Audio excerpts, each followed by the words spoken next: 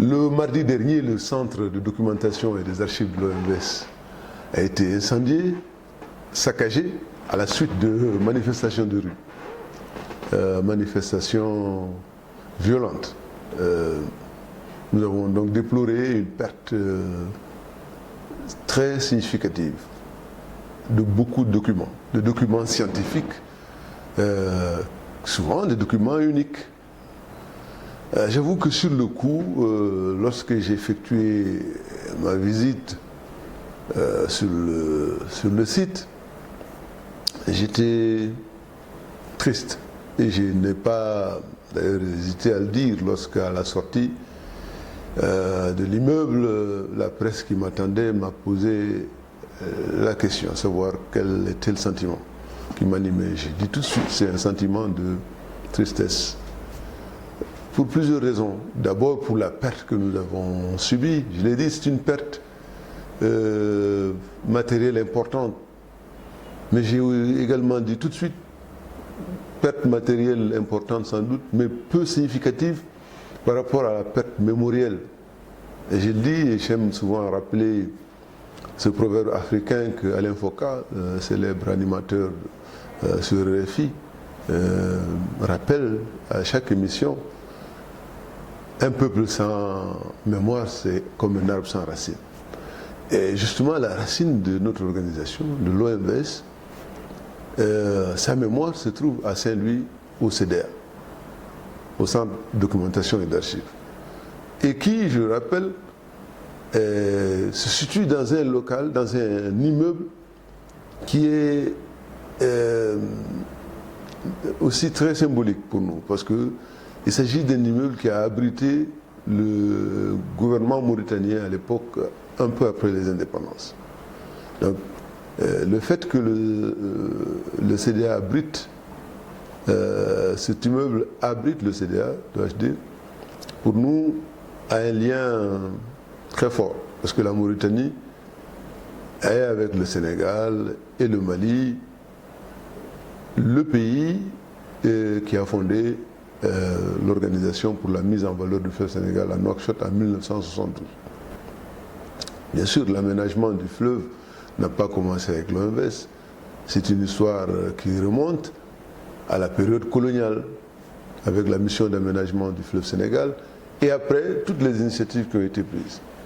Et justement, toute la documentation qui fait référence à ces travaux, et donc à cette histoire, se trouvait à ce lieu qui a été, comme je vous l'ai dit, saccagé. Mais la tristesse, c'est vrai, est un sentiment humain quand on observe une perte, comme j'ai dit, une perte plus que matérielle, une perte mémorielle. Mais après la tristesse, c'est aussi un sentiment de mobilisation pour l'action. Moi, je suis un homme d'action. Pleurer est humain, mais se mobiliser me semble être plus utile, plus constructif. Surtout que, comme je l'ai dit, pour nous, Saint-Louis est une ville emblématique, à plus d'un titre. C'est la ville embouchure du fleuve Sénégal, fleuve nourricier pour nos 4 pays.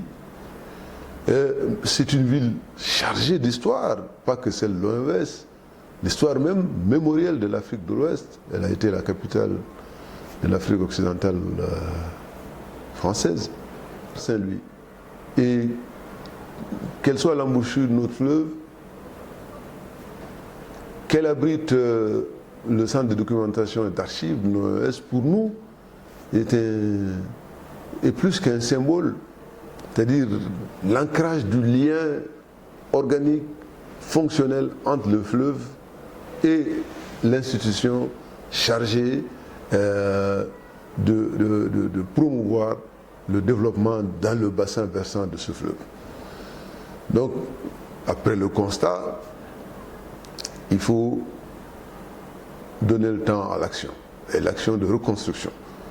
Pour dire que dans ce que nous construisons au quotidien comme infrastructure d'aménagement, il y a également l'histoire que nous créons. Et cette histoire, comme je l'ai dit, avec Saint-Louis, est fusionnelle par rapport à notre organisation.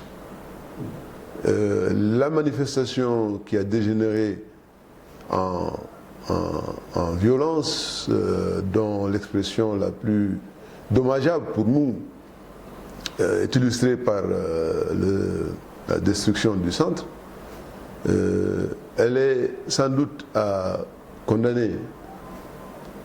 Mais je pense que au-delà de cette condamnation, il y a également pour nous la nécessité de maintenir le dialogue avec les populations riveraines.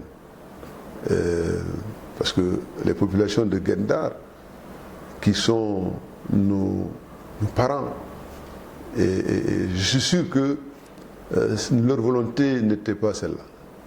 Parce que Guet-Ndar a abrité depuis fort longtemps le siège de l'OMS. Il y a eu quelquefois des échauffourées à la suite de manifestations, mais jamais on a assisté aux scènes de violence telles qu'on les a observées la semaine dernière. Maintenir le dialogue, mais surtout pour nous faire une démarche, j'allais dire, de communication, mais plus dynamique, plus interactive. Faire plus que ce que nous avons fait jusqu'ici pour que les populations s'approprient de cet outil d'information, de cet outil de formation, de cet outil d'éducation qu'est le CDA. C'est aussi quelque part le constat d'un échec. Je le dis avec toute la modération qu'il faut, hein, parce que ce n'est pas d'avoir tenté de communiquer ou d'informer dont il est question. Mais si ce centre brûle de la main de ceux qui devaient la protéger, de le protéger du moins, nous devons quand même nous interroger sur la finalité de notre action de communication. Je veux dire par là qu'il nous faut davantage de dialogue, davantage d'éducation, davantage de pédagogie, pour que même lorsque demain il y aura encore des manifestations de rue, qu'à tout le moins l'OMVS soit préservé dans son intégrité physique au niveau de ces installations, parce que ces installations, si vous voulez, est un bien public qui appartient à nos États, qui appartiennent donc en premier lieu aux populations. Quand vous détruisez un bien, même si vous le faites sous l'effet de la rage, je parle d'un individu, et si c'est votre bien, après vous vous rendez compte quand même que vous avez fait quelque chose de terrible. Et donc j'assimile ce qui s'est passé à cela, parce que ceux qui ont détruit ce centre-là, sans doute ne savent pas que ce centre est leur bien, avant toute chose. Et donc, s'ils ne savent pas que c'est leur bien, c'est que quelque part, moi j'ai failli à mon obligation d'éducation, de communication. Même si je n'ai pas failli, je ne peux pas dire que j'ai été très efficace. À moins que, conscient que c'est dans leur propre propriété qu'ils détruisaient, que ces gens-là n'aient pas nécessairement pris la mesure réelle de leur acte.